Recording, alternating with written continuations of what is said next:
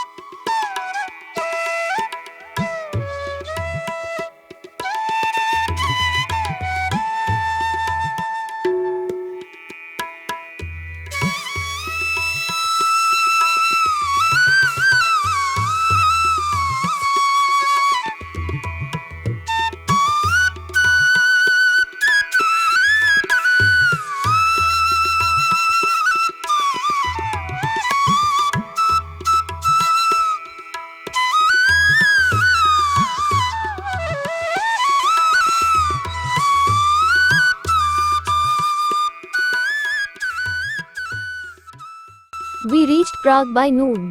We went to our hotel Atos and waited for some time in the beautiful hotel lobby till we were allotted our rooms, where we left our luggage and went for sightseeing.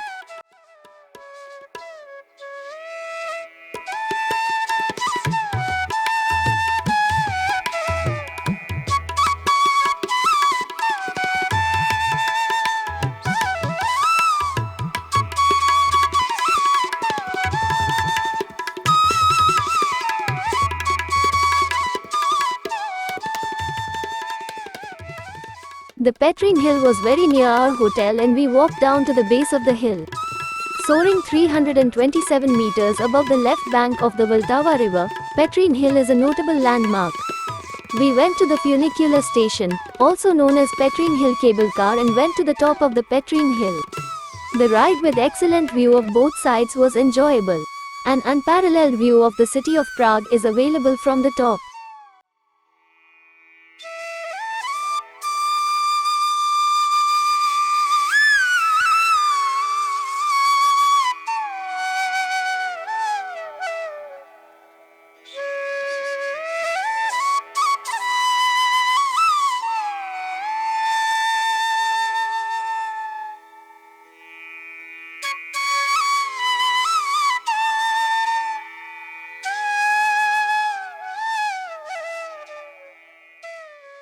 We saw the Cathedral of St. Lawrence from a distance, which was a Romanesque and Gothic church and was converted into a concert hall while preserving its original architectural qualities. Even in winter snow, the city of Prague was looking beautiful from the hilltop. Then we walked down to Petrine Lookout Tower. Petrine Tower is a small version of France's Eiffel Tower, standing 63.5 meters tall. Mirror Maze is like a medieval castle where there is a labyrinth of gold-trimmed mirrors in addition to a distorted mirror room. Walking over the snow-filled road was a fun.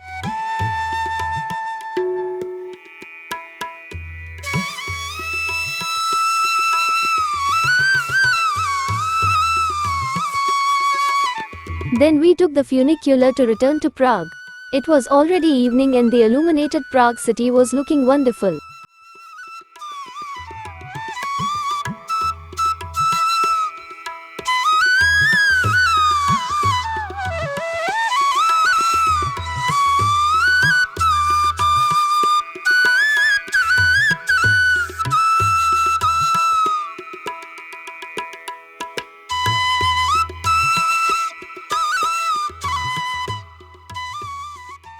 The next day we went to Dresden in Germany for sightseeing and returned to Prague on the night of the 19th of December 2022 by train. Next day, on the 20th of December 2022, we had our sumptuous breakfast in the dining hall of Hotel Atos and went for our second leg of our Prague sightseeing.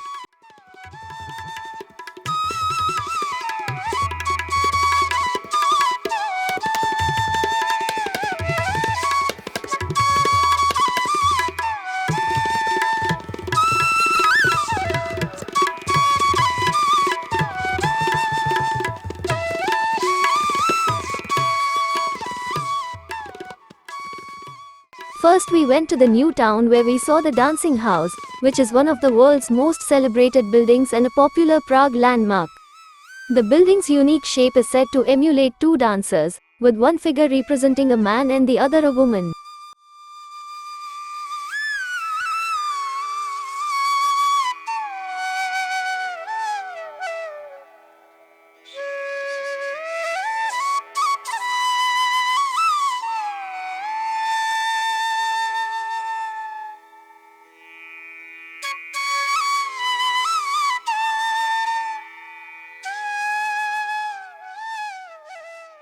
Then we went to the river Vltava, where there were a number of bridges spanning the river.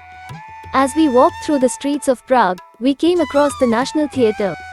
The historical building of the National Theatre, constructed in 1883, is the flagship of the National Theatre institution.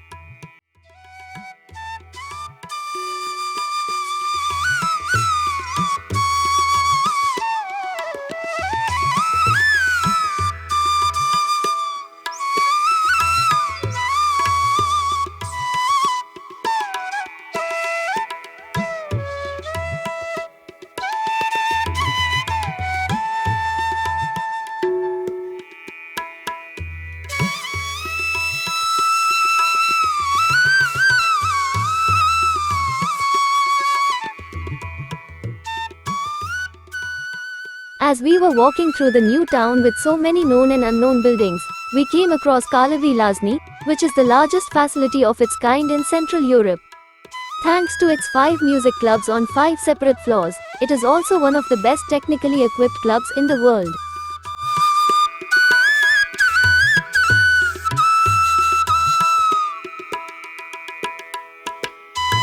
Next, we saw the Church of the Holy Saviour, St. Francis Church and St. Salvador's Church. At the corner is the monument of Emperor Charles IV. Just in front of the monument is the Old Town Bridge Tower on the famous Charles Bridge. The Old Town Bridge Tower is one of the most beautiful Gothic gateways in the world. The tower, along with the Charles Bridge, was built by Emperor Charles IV according to designs by Peter Parr in the mid-14th century. Charles Bridge over the river Vltava is the most famous in the city and is a pedestrian-only bridge. The bridge is decorated on both sides by 30 statues of saints in Baroque style, most of which were erected in the 17th-18th centuries. The bronze statue of Christ that we see today was made in 1657, after the first statue was destroyed.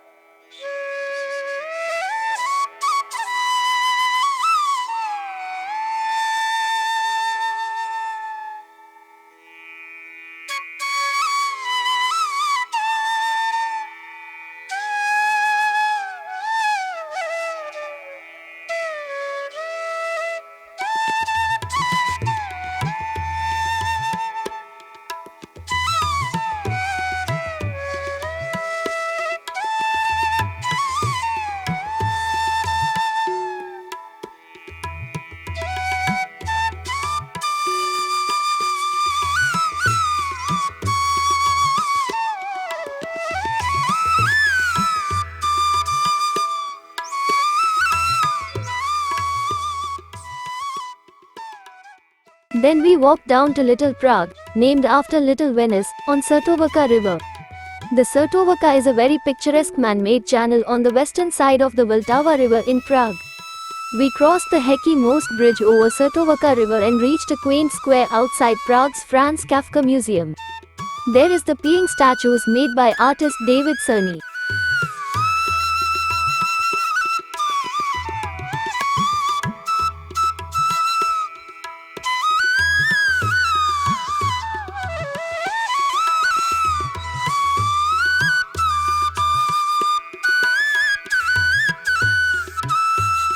Then we walked towards the Christmas market in Old Town Square, a few steps away from Franz Kafka Museum.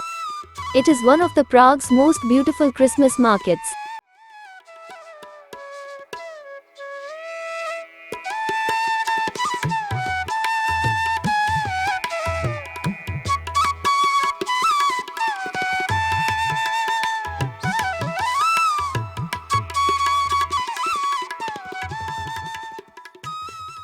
Then we came back to Swarovski River to reach the small island of Malá area of Old Prague.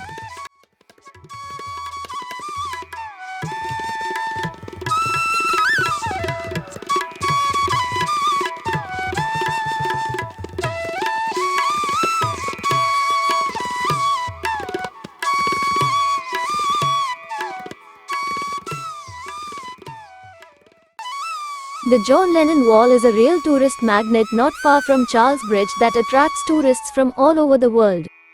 As a piece of Prague history, the wall has been adorned with countless messages and graffiti since the death of Beatles musician John Lennon in 1980, focusing primarily on peace and love. Today, the John Lennon Wall is a kind of open-air gallery that preserves the memory of John Lennon as well as the symbolic history of the wall. Then we came back to Malá to see St. Nicholas Church, the most famous Baroque church in Prague, stands together with the former Jesuit professed house in the middle of Malostranský Square. At the top of Malostranský Square, in front of the Church of St. Nicholas, the beautiful monument of the Trinity column is situated. The column was built in 1715 to commemorate the terrible plague which hit Prague in 1713-14 and was made by sculptor František Hustopher. The column is 20 meters high and decorated with a statue of the Holy Trinity and the Czech patron saints. 3 fountains around the column symbolize the sources of life, mercy and salvation.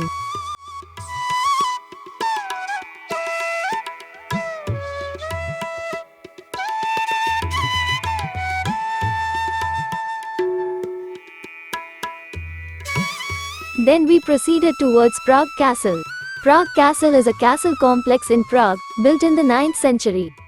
It is the official office of the President of the Czech Republic.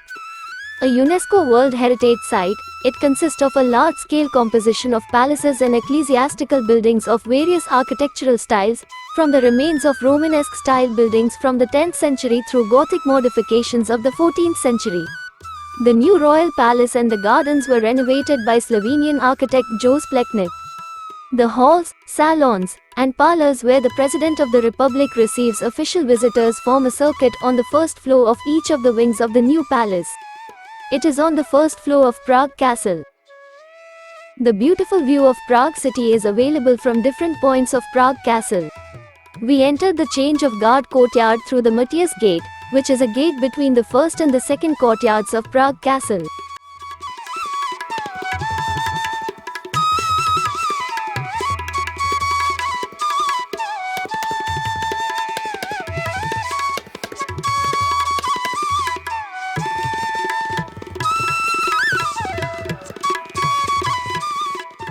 From a distance, we saw St. Vitus Cathedral, which is the largest and the most important temple in Prague.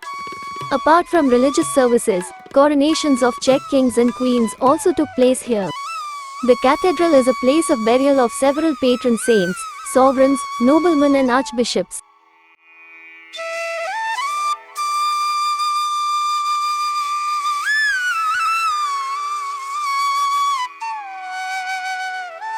Next, we proceeded towards the courtyard of the castle, where the change of guard ceremony would be held at 12 o'clock. This is the formal handover carried out with a fanfare and banner exchange. The guard is composed of a brigade of the armed forces of the Czech Republic who serve the President of the Czech Republic as a security force who also provide honor guards and take part in ceremonial functions. Although its most visible activity comprises ceremonial duty within the Prague Castle, most of the unit's 890 soldiers are tasked with actual protection of compounds belonging to the presidential office, whereby they serve in standard uniforms armed with modern weaponry.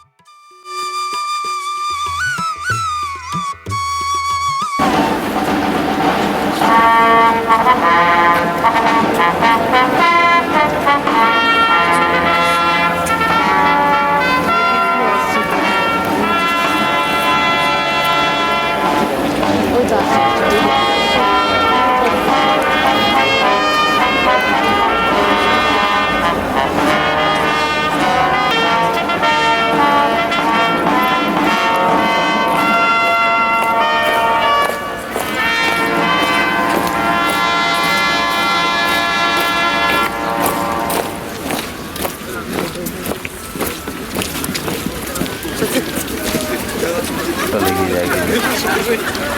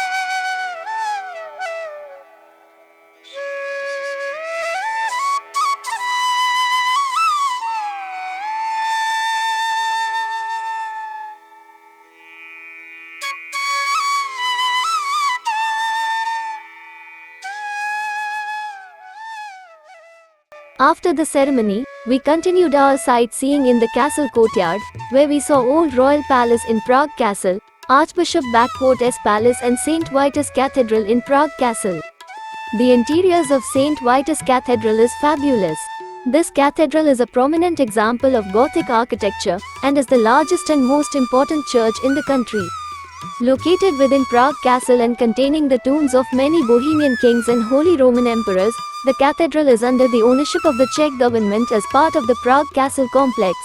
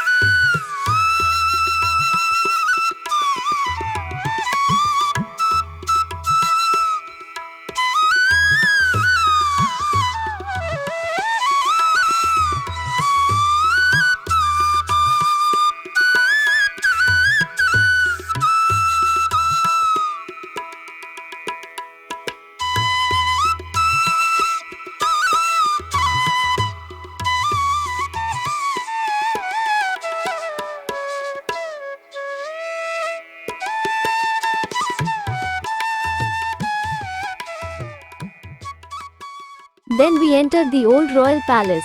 In the former residence of Bohemian princes and kings, visitors can now see numerous magnificent rooms as well as discover the permanent exhibition about the history of Prague Castle. The most interesting part is a tour named The Story of Prague Castle Tour of Royal Palace. The Story of Prague Castle offers a view of more than 1,000 years history of Prague Castle. It is a story of a complex that conceals the mystery of the last place of rest of the most important Bohemian rulers and saints, a place that houses the Czech crown jewels and the St. Vitus treasury, but also a place that serves as the dignified seat of the head of the Czech Republic.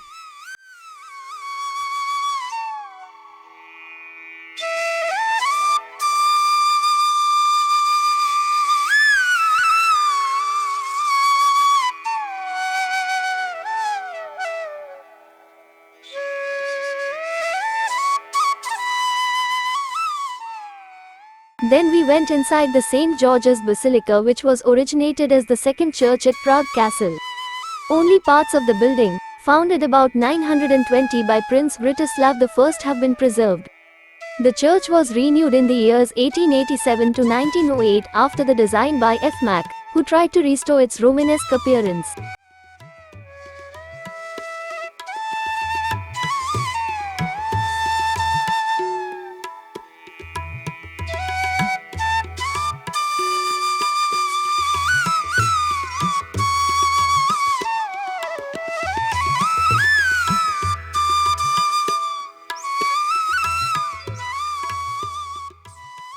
Our penultimate destination for today was the Christmas market of Wenceslas Square in front of St. George Church. Though not a very big one, we could get some really mouth-watering food like famous Trdelník. Nearly 700 meters long, Wenceslas Square represents the most frequent and buzzing crossroads of the city.